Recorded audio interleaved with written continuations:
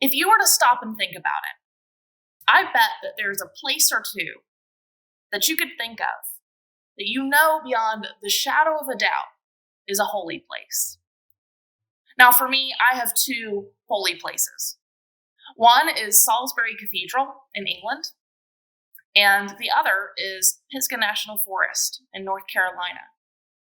These two places could not be more different. One is a soaring Gothic cathedral created over the course of hundreds of years by skilled artisans, carved by hand. And the other is an old-growth forest about 2 hours from here. Now, the reason for me that I say that these are both holy places is because they are both places where I have experienced the presence of God with me in an unmistakable way. In Salisbury Cathedral, that presence was because of the beauty of the place, the austerity, and the amazing music being sung that lifted my eyes and lifted my attention and brought me into the presence of God in worship. In Pisgah National Forest, it's something about the vibrancy of the life, about the Davidson River, about the ancientness of those mountains. And yet, despite how different they are, I know that both of those are holy places.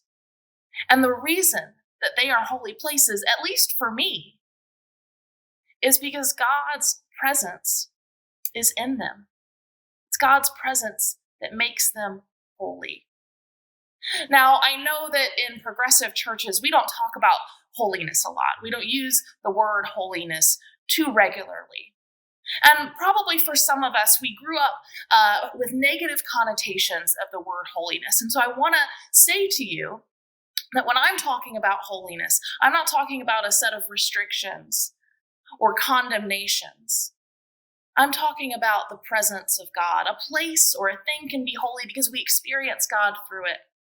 A person becomes holy as they grow closer and closer to God, and in our Christian tradition are formed into the image and likeness of Christ. That's holiness. It's connection to God's presence. And in our reading this morning from Exodus, we see that Moses learns a little bit about what it means to come into God's presence. As he's tending his fields, he sees an unmistakable sign, a burning bush that's not being consumed in the wilderness. And he hears a voice coming from that bush, and it tells him to take off his shoes because he is standing on holy ground. Now, why is the ground where Moses is standing holy? It's holy because God is there. God's presence in that place, in that burning bush, in that unmistakable sign, makes the very ground, the dirt under his feet, holy. But there are other ways that we can understand that this encounter that Moses had is a holy encounter, that the place where Moses is holy, and indeed that the words that are spoken to him usher in a new season of holiness in Moses' life. We hear that God calls Moses to do something specific. God calls Moses to lead the people, to lead them out of their oppression under the Egyptians, out of bondage, out of slavery, out of being mistreated and beaten down by the Egyptians. And the reason God is calling Moses to that work is because through God's presence, God has heard the cries of God's people, has heard their wails, has heard their lamentations, has heard their prayers. And so that call that Moses receives, the call itself even, is holy. The call Moses receives to do the work of God's liberating and justice work is a holy call because God is present in it. Now, after Moses receives this call, he's unsure. He doesn't believe that he's the right person, as I think any of us would be. And he questions God, what am I supposed to tell people? What am I supposed to say to Pharaoh when I go and demand that he lets the people go? And God says, tell Pharaoh who I am. God grants a holy authority to Moses to do this work of justice because God is present in the mere name, in the mere witness of who God is, that God is a God of justice and liberation. And so the work Moses is about to go do, the words he's about to go speak to Pharaoh, the words of liberation he's going to speak, and the work that he's going to do with the people to lead them out of their bondage, those also are holy things because God's presence is in them. See, the thing is, friends, holiness and justice are not separate things. They are not polar opposites on the ends of who God is. They are intimately linked. They are, in fact, the same and inextricable because God is present in both of them. In justice and in holiness, God's presence is there. I think that the clergy who were present in the uprising in Ferguson 6 years ago found this out. They found out the way that justice and holiness work together. When that uprising began, no one knew what to do. No one was quite sure how to act or how to respond as the church. And so some of the clergy that were initially there and who rose to prominence in that movement initially showed up to try to calm the protesters down. They tried to bring a sense of peace through prayer, to quell some of the anger that was being expressed by young people in the streets.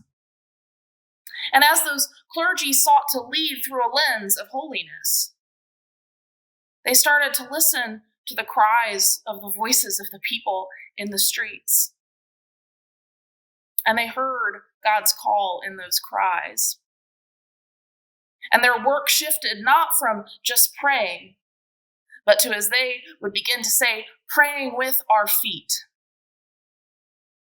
They began to do the holy work of justice with those young people in those streets, and they found that God was present there. And that phrase, praying with our feet, friends, that is what justice work is. We are praying with our feet. When we go and do, we are not doing as opposed to holiness. We are not struggling and opposed to sanctification. Those two things are wrapped up together. When we go and we struggle along with, when we love each other in our communities with our actions, those are holy acts. Those are acts of prayer through what we do. Friends, holiness and justice are not separate things because they are both about the abiding presence of God. They are both about God being known. They are about God's transformative, holy work and holy power put to action in our world. Sometimes we make the mistake of thinking that we can do one or the other, that we have to choose between them. That if we want to have a rich and robust spiritual life, then we'll have to sacrifice the liberating work that God is calling us to. Or if we choose to do the liberating work God is calling us to, then we don't have time to spend in prayer and devotion and worship. But friends, we can't unlink the two. As those clergy found out on the streets and the sidewalks where civil rights suddenly didn't exist anymore, the ground where we stand, the ground where we march, the ground where we struggle for liberation is holy ground. Because God is there.